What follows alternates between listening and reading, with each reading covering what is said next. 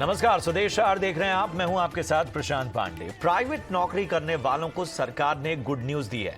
सरकार ने प्राइवेट कर्मचारियों की लीव एनकैशमेंट पर छूट की सीमा को बढ़ा दिया है। अब कर्मचारी 25 लाख रुपए तक लीव एनकैशमेंट करा सकते हैं। पहले यह लिमिट 3 लाख रुपए थी। तो बड़ी खबर है, अहम खबर है। जो लोग भी प्राइवेट सेक्टर में नौकरियां करते हैं उनके लिए आज से जो लीव एनकैशमेंट यानी कि वो छुट्टियां जो कि आपकी एनकैशमेंट के दायरे में आती हैं, उनमें पहले एक सीमा थी कि 3 लाख तक ही आपकी जो है वो लीव एनकैशमेंट करा सकते थे। याद रखिए, वो छुट्टियां जो लीव एनकैशमेंट के दायरे में आती हैं, अब उसकी सीमा 25 लाख कर दी गई है। हमारे सहयोगी प्रकाश प्रियदर्शी इस वक्त जुड़ चुके हैं। प्रकाश, पूरी जानकारी चाहेंगे। पहले क्या व्यवस्था थी, फिलहाल क्या बताया गया है, विस्तार से बताएं।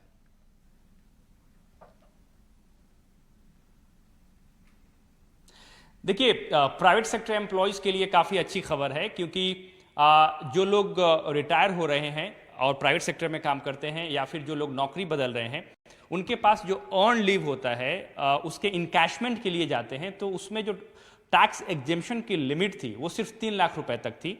लिहाजा मान लीजिए किसी कंपनी में किसी ने 10 साल तक काम किया और उसके पास अर्न लीव एक्युमुलेशन काफ़ी ज़्यादा है, काफ़ी बैलेंस है, और अगर वो उसको इनकैशमेंट के लिए जाता है तो उसको टैक्स एग्जेम्पशन का ज़्यादा फायदा नहीं मिल पा रहा था, क्योंकि उसकी लिमिट ही 3 लाख रुपए थी। अब इसको बढ़ाकर 25 लाख रुपए कर दिया गया है, और उससे संबंधित जो नोटिफिकेशन है वो वित्त मंत्रालय ने आज जारी कर दिया है। जैसा कि आपको पता है कि वित्त मंत्री ने अपने बजट भाषण के दौरान, यानी कि वित्त वर्ष 2024 के लिए जब बजट पेश कर रही थी वित्त मंत्री, उन्होंने अपने बजट भाषण के दौरान इसकी घोषणा की थी और ये कहा था कि सरकारी कर्मचारियों के तर्ज पर ही प्राइवेट सेक्टर के जो एम्प्लॉयज़ हैं उन्हें भी लीव इनकैशमेंट के समय जो टैक्स एग्जेम्पशन की लिमिट है उसमें बढ़ोतरी की जाएगी और इसका फायदा दिया जाएगा। और उसी वक्त इस बात की घोषणा की गई थी कि इसको 3 लाख रुपए, जो कि इस वक्त को बढ़ाकर 25 लाख रुपए कर दी जाएगी। अब उस ऑर्डर को, यानी कि उस घोषणा को इंप्लीमेंट करने के मकसद से सरकार ने नोटिफिकेशन जारी कर दिया है, और ये जो नया आदेश है वो 1 अप्रैल 2023 से प्रभाव में है, यानी कि रेट्रोस्पेक्टिवली इसको लागू किया गया है। जो भी एम्प्लॉय कंपनी छोड़ रहे हैं या रिटायर हो रहे हैं वो 1 अप्रैल 2023 के बाद से इसका जो फायदा है वो ले सकते हैं। तो प्राइवेट सेक्टर के कर्मचारियों के लिए काफ़ी राहत की खबर है, अच्छी खबर है। जिनके पास अर्न लीव काफ़ी समय से है और काफ़ी एक्युमुलेशन है, काफ़ी संख्या में है, अगर वो लीव इनकैशमेंट कराने के लिए जाते हैं तो उनको अब ज़्यादा टैक्स एग्जेम्पशन का फायदा जो है वो मिलेगा। बिल्कुल, बहुत बहुत शुक्रिया करेंगे इस अहम जानकारी के लिए प्रकाश आपका।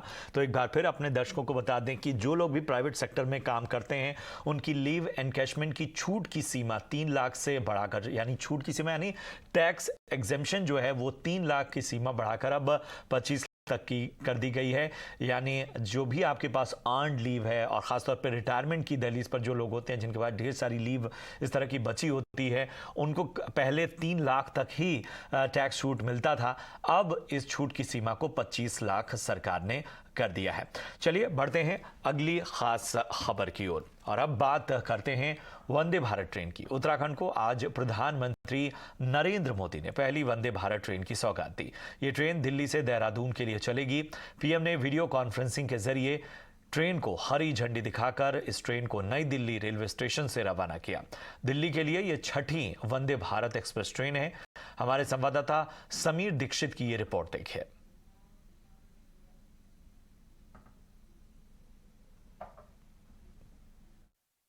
देवभूमि उत्तराखंड को पहली वंदे भारत ट्रेन की सौगात मिल चुकी है। ये इनॉग्रल रन है, यानी कि देहरादून से आनंद विहार के बीच वंदे भारत ट्रेन का सफर शुरू हो चुका है, और उसी वंदे भारत ट्रेन में हम मौजूद हैं। एक शानदार ट्रेन, मेक इन इंडिया की सफल पहचान, और उसके एग्जीक्यूटिव क्लास कोच में इस वक्त हम मौजूद हैं।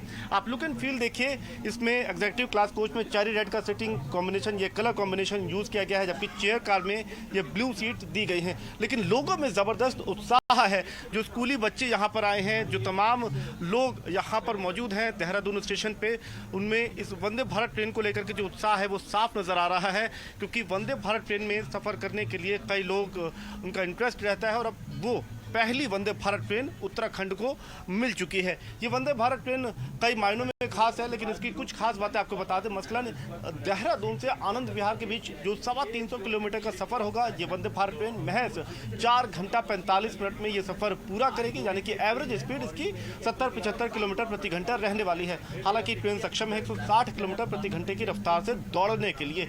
किराए की बात करें तो अगर आप आनंद विहार से देहरादून का सीट बुक करते हैं तो चेयर कार का किराया होगा 1065, जबकि एग्जीक्यूटिव क्लास का होगा 1890 रुपये। और देहरादून से अगर आनंद विहार की बुकिंग करते हैं तो चेयर कार का किराया होगा 900 रुपये और एग्जीक्यूटिव क्लास होगी 1695 रुपये। कैटरिंग की वजह से थोड़े बहुत पैसों में फर्क आपको जरूर देखने को मिलेगा। इसके अलावा आपको बता दें कि ये जो ट्रेन है वो आनंद विहार से देहरादून के बीच में 5 जगह पर रुकेगी। मेरठ सिटी, मुजफ्फरनगर, उसके बाद सहारनपुर, रुड़की और हरिद्वार, इन स्टेशन पे ये ट्रेन रुकेगी।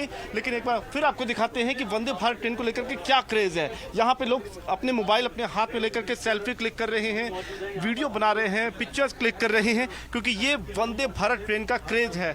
अब आपको फटाफट बता देते हैं कि क्या खासियत है इस ट्रेन की जो अन्य ट्रेनों में नहीं है। मसलन जो रीडिंग लाइट है, सिर्फ एक टच से आप इसको ऑन ऑफ कर सकते हैं। ये छोटी छोटी बातें हैं, लेकिन आपके एक्सपीरियंस को, ट्रैवलिंग एक्सपीरियंस को बेहतर बनाती है। ठीक इसी तरीके से हर सीट पे चार्जिंग सॉकेट दिए हैं। एग्जीक्यूटिव क्लास कोच में हम मौजूद हैं, हम आपको दिखाते हैं कि इस तरीके के चार्जिंग पॉइंट आपके इलेक्ट्रॉनिक गैजेट को चार्ज करने के लिए दिए गए हैं। इसमें USB पोर्ट वगैरह दिए गए हैं। और जो लगेज रैक है वो भी काफ़ी मजबूत है। लगेज रैक में भी आप अपना सामान आसानी से रख सकते हैं। जो टॉयलेट है उसको भी दिव्यांग फ्रेंडली बनाया गया है। जो सीटिंग के लिए सीट मार्क्स है उसको भी काफ़ी फ्रेंडली बनाया गया है। तो कुल मिलाकर के तमाम खूबियों से सज्जित वंदे भारत ट्रेन अपने पहले सफर के लिए तैयार है। देवभूमि उत्तराखंड के लिए ये पहले वंदे भारत ट्रेन है।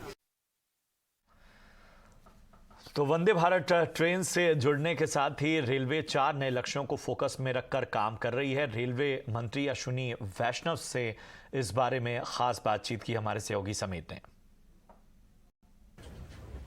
खास मौका और इस खास सफर में हमारे साथ केंद्रीय रेल मंत्री अश्विनी वैष्णव हैं। मौका इसलिए खास है क्योंकि देवभूमि उत्तराखंड को पहली वंदे भारत ट्रेन मिली है जो कि देहरादून से आनंद विहार के बीच चलेगी। और इसी रेल सफर पे हमारे साथ मंत्री मौजूद है। धन्यवाद हमसे बात करने के लिए।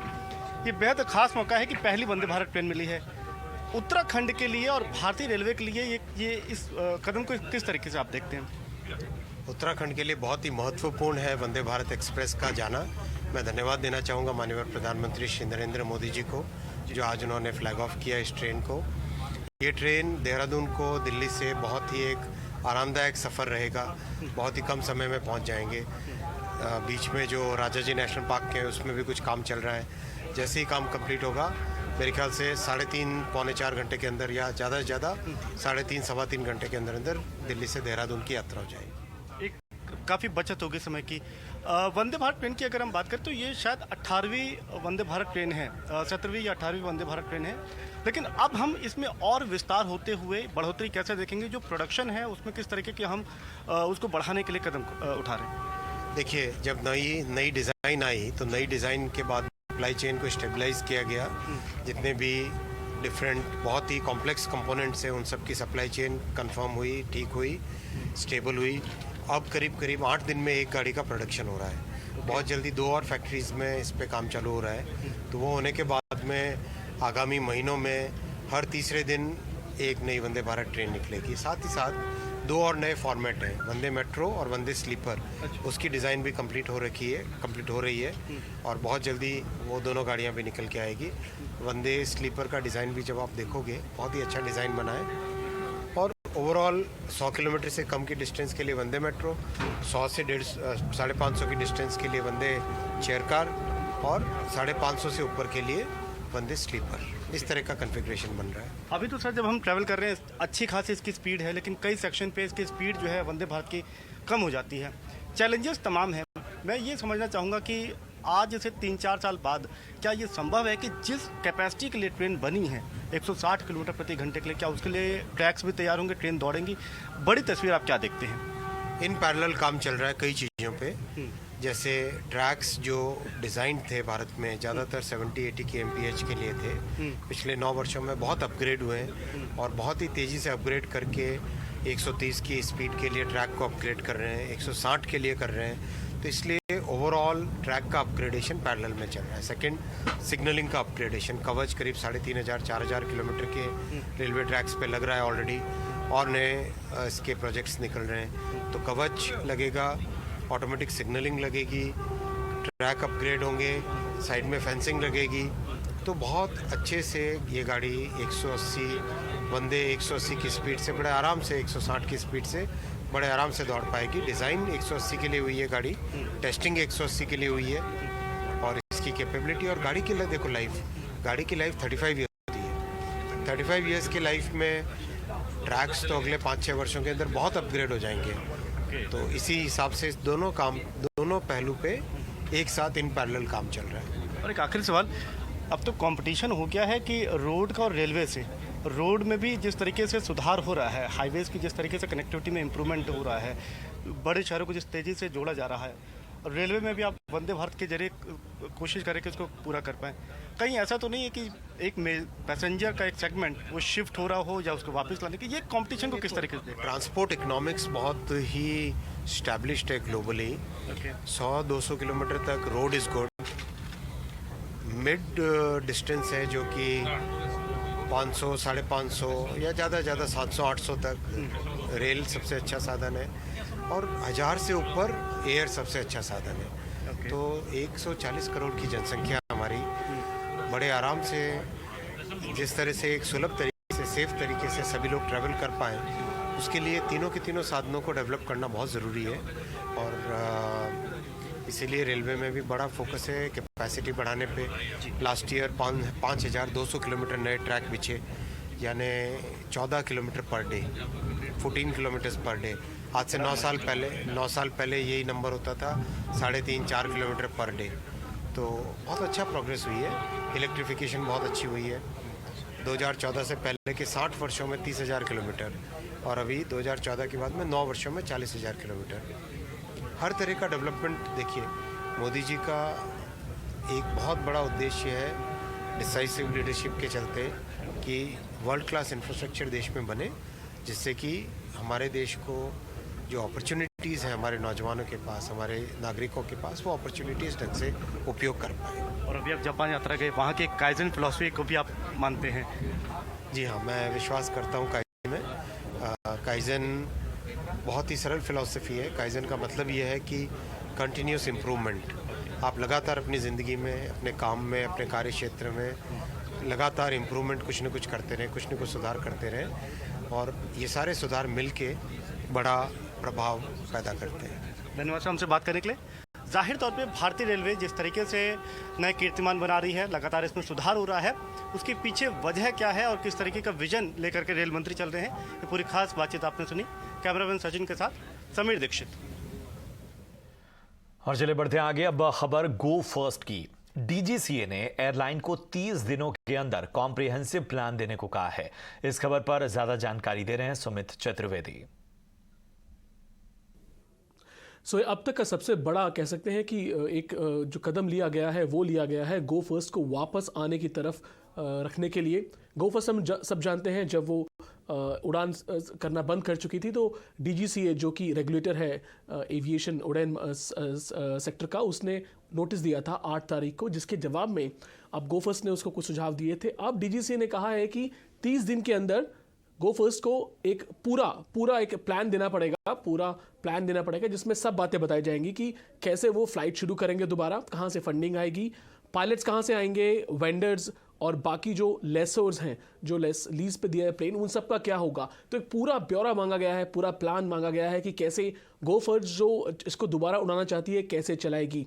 ये ब्यौरा 30 दिन में देने के बाद डीजीसीए जो कि सेक्टर रेगुलेटर है, इसको एक बार फिर से देखेगा और फिर बताएगा कि वाकई वो गो फर्स्ट उड़ान भरने लायक है कि नहीं। गो फर्स्ट चाहती है कि मॉरिटोरियम पीरियड जो मिला है उसको, इस बीच वो पूरी तैयारी कर ले कि वो दोबारा से उड़ान भर पाए। हम जानते हैं कि गो फर्स्ट के जब से बंद हुई है, किराए जो हैं काफ़ी सेक्टर्स पे काफ़ी ज़्यादा बढ़ गए हैं, किरायों में काफ़ी तेज़ी आई है, और सरकार भी चाहती है कि गो फर्स्ट वापस आए, क्योंकि कैपेसिटी है, जो सीट्स जो ज़्यादा आती हैं उससे जाहिर तौर पर किराए कम होते हैं। और आने वाले और अभी के जो हम शुरुआती जो छुट्टी के सीज़न चल रहे हैं स्कूलों की, या ज़्यादा जो आपकी छुट्टियों में ज़्यादा संख्या आती है यात्रियों की, उनके लिए मुश्किलें इसलिए होती हैं कि किराए काफ़ी बढ़ जाते हैं। तो सरकार चाहती है गो फर्स्ट वापस आए, पर अभी डीजीसीए चाहता है गो फर्स्ट की ये पूरा प्लान दिया जाए कि ये प्लान क्या चीज़ है, कैसे गो फर्स्ट इसको वापस लाना चाहती है। डीजीसीए एक बार अप्रूव करेगा, इसको हरी झंडी देगा, उसके बाद ही गो फर्स्ट वापस आने को तैयार होगी। पर वो बात की बात है, अभी 30 दिन में गो फर्स्ट को ये एक पूरा प्लान देना है। एक बड़ा इसलिए कदम माना जा रहा है कि अभी तक जो बातें हो रही थी वो सिर्फ पेपर पर हो रही थी या बातें हो रही थी। अब पहली बार डीजीसीए ने एक पूरा प्लान मांगा है, गो फर्स्ट वो प्लान देगा और अगर उसको डीजीसीए अप्रूव करता है तो गो फर्स्ट को हम वापस हवाई जहाज उसके वापस हवा में आते हुए देख सकते हैं। चले बढ़ते हैं। सरकार स्मार्ट मीटर को लेकर काफी तेजी से काम कर रही है। 2025 तक सरकार ने 25 करोड़ स्मार्ट मीटर लगाने का लक्ष्य रखा है और इसके लिए राज्यों से कहा गया है कि वो केंद्रीय पीएसयू कंपनियों की मदद लें। 18 स्वदेश को सूत्रों के हवाले से ये जानकारी मिली है। किन कंपनियों को इससे फायदा हो सकता है, बता रहे हैं प्रकाश प्रियदर्शी। देखिए, पावर ग्रिड, पीएफसी, आरईसी जैसी जो कंपनियां हैं उनके लिए अच्छी खबर है। उन्हें स्मार्ट मीटर्स के मामले में बड़े टेंडर्स मिल सकते हैं। सूत्रों के हवाले से जो जानकारी हमें मिल रही है उसके हिसाब से पावर मिनिस्ट्री ने सभी राज्यों से ये कहा है कि उन्हें अगर ज़रूरत महसूस हो रही है तो फिर सेंट्रल पीएसयूज़ को अप्रोच करें और जो ज़रूरी स्मार्ट मीटर्स का प्रोक्योरमेंट है वो जल्द से जल्द करें ताकि जो इंस्टॉलेशन का टारगेट है वो समय पर पूरा किया जाए। जैसा कि आपको पता है कि सरकार 25 करोड़ स्मार्ट मीटर्स जो है वो देश भर में इंस्टॉल करना चाहती है ताकि जो एटीएनसी लॉसेस है उसमें कमी लाई जाए और डिस्कॉम्स की जो फाइनेंशियल वायबिलिटी है वो बनाई जाए। इसको ध्यान में रखते हुए ये ज़रूरी निर्देश जो हैं वो सभी डिस्कॉम्स को दिए गए हैं। कई राज्यों ने ऊर्जा मंत्रालय से इस बात के ये संपर्क किया है और ये कहा है कि उन्होंने टेंडर तो इनवाइट किए हैं लेकिन ज़्यादा इंटरेस्ट जो है वो प्राइवेट कंपनीज की तरफ से देखने को नहीं मिली है। इसके अलावा जहां पर मल्टीपल बिड्स मिले भी हैं वहां पर रेट्स काफ़ी ज़्यादा है जो कि वायबल नहीं है। इसको ध्यान में रखते हुए ऊर्जा मंत्रालय ने निर्देश दिया है और कहा है कि आप सेंट्रल पीएसयूज़ को अप्रोच करिए, यानी कि पावर ग्रिड, आरईसी, पीएफसी को अप्रोच करिए और जितना भी रिक्वायरमेंट है टारगेट के हिसाब से स्मार्ट मीटर्स उसका प्रोक्योरमेंट करिए। इसके अलावा हालांकि पावर मिनिस्ट्री ने राज्यों की तरफ से उस प्रपोजल को खारिज कर दिया है जिसमें यह कहा गया है कि प्रोक्योरमेंट के लिए कैपेक्स कम हाइब्रिड मोड एडॉप्ट किया जाए, कैपिटल एक्सपेंडिचर प्लस जो ऑपरेशनल एक्सपेंडिचर मोड है उसके बदले। ऊर्जा मंत्रालय ने कहा है कि जो पहले का गाइडलाइंस है उसी का पालन किया जाए और 15 जून तक सभी राज्यों को ये निर्देश दिया गया है कि वो टेंडर फ्लोट करें ताकि समय पर प्रोक्योरमेंट जो है पूरा किया जाए और इंस्टॉलेशन के टारगेट को हासिल किया जाए। जैसा कि आपको पता है कि सरकार ने 3 लाख करोड़ रुपए का पैकेज अनाउंस किया था पावर सेक्टर के रिवाइवल के लिए। उसमें करीब 23,000 करोड़ रुपए जो है वो सेपरेट अनाउंसमेंट था स्मार्ट मीटर्स प्रोक्योरमेंट के लिए। राज्यों की तरफ से अगर टारगेट को अचीव नहीं किया जाता है तो उनका जो सेंट्रल ग्रांट है उसमें भी कटौती की जा सकती है। बढ़ते आगे, देश के एमएसएमई सेक्टर को बढ़ावा देने के लिए small industries development bank of India बड़े कदम उठाने जा रही है। इस बाबत एक प्रपोजल एमएसएमई मिनिस्ट्री को भी भेजा गया है। इसी सिलसिले में हमारे सहयोगी प्रकाश प्रियदर्शी ने सिडबी के चेयरमैन एस रमन से खास बातचीत की। What is the next big disruption that can happen in the credit market? And what we are working with the Ministry of MSME is to create formalization of the nearly 6 or 7 crore informal MSMEs which exist across the country. And once they get the Udyam registration certificate, then we'll be able to give them several other benefits because they are now discovered, they're on a database, we know how to contact them, we know what industry they work in. So we'll be able to push a lot of benefits to them, both finance and skill building, capacity building, a variety of other benefits which are already there. Governments की schemes जितनी भी हैं उनको मेरे ख्याल से वो उनके पास हम लोग पहुंचा सकते हैं. So the whole idea is that how do we use digital infrastructure to improve the flow of credit and non credit to the small entities, और उनको ये चाहिए. और उस दौरान हम लोग ये भी सोच रहे हैं कि यूपीआई जो इतनी फैल चुकी है, in fact if you go to the villages also you will find a QR code available in a shopkeeper's establishment. So can we bring a small credit facility maybe 2,000 rupees so that आज के दिन पे जो आदमी money lender से 1,000 रुपये जो ले रहा है या अपने डिस्ट्रीब्यूटर से वो 1,000 रुपये का माल ले रहा है और 1,100 वापस कर रहा है शाम को, it's a very high cost of 10% per day. So can we bring in much cheaper finance so that this working capital can be utilized by the small entities. So this is really the larger disruption that we need to bring in so that low cost credit can come to the smaller businesses. चलिए बढ़ते हैं आगे। संसद के नए भवन के उद्घाटन पर जारी विवाद थमने का नाम नहीं ले रहा। 20 पार्टियों की ओर से उद्घाटन समारोह के बहिष्कार के ऐलान के बाद अब मामला सुप्रीम कोर्ट में पहुंच गया है। नए संसद भवन का उद्घाटन राष्ट्रपति से करवाने के लिए सुप्रीम कोर्ट में एक PIL दाखिल हुई है। याचिका में यह दलील दी गई है कि राष्ट्रपति देश की पहली नागरिक हैं, साथ ही संविधान के अनुच्छेद 79 के मुताबिक संसद का भी अनिवार्य हिस्सा है। ऐसे में लोकसभा सचिवालय ने राष्ट्रपति की बजाय प्रधानमंत्री से उद्घाटन करवाए जाने का जो फैसला है वो गलत है। वहीं दूसरी तरफ बीजेपी समेत 17 पार्टियों ने उद्घाटन के न्योते को स्वीकार किया है। Former Prime Minister Dr. Manmohan Singh and Sonia Gandhi ji inaugurated the new assembly complex in Manipur. He was a Prime Minister. She was not even holding a constitutional office. But more than that, they've done it repeatedly. And then when I tweeted the other day, somebody turned around and said, by 1 minute. Somebody turned around and said, नहीं वो तो parliament के annex और library को आप क्यों mix कर रहे हो पार्लियामेंट के साथ? अरे भाई आपने पार्लियामेंट बनाया होता तब भी वो भी आप ही ने करना था ना। अगर आपने बनाया होता, एक ने आपने बनाया नहीं, अब कम से कम join in the celebration and now you are trying to find fault. इधर मई एक्सपायरी के मौके पर बाजार आज तेजी पर बंद हुए। निफ्टी निचले स्तर से करीब 100 अंक सुधरकर 18,321 के लेवल पर बंद हुआ। निफ्टी के 50 में से 30 स्टॉक्स हरे निशान में बंद हुए। सेंसेक्स में 98 अंकों की तेजी दिखी और ये 61,873 पर बंद हुआ। निफ्टी बैंक भी दिन के निचले स्तर से करीब 250 अंक सुधरकर बंद हुआ। और इसी के साथ इस बुलेटिन में इतना ही। दीजिए इजाजत। आप देखते रहिए ET नाउ स्वदेश। नमस्कार।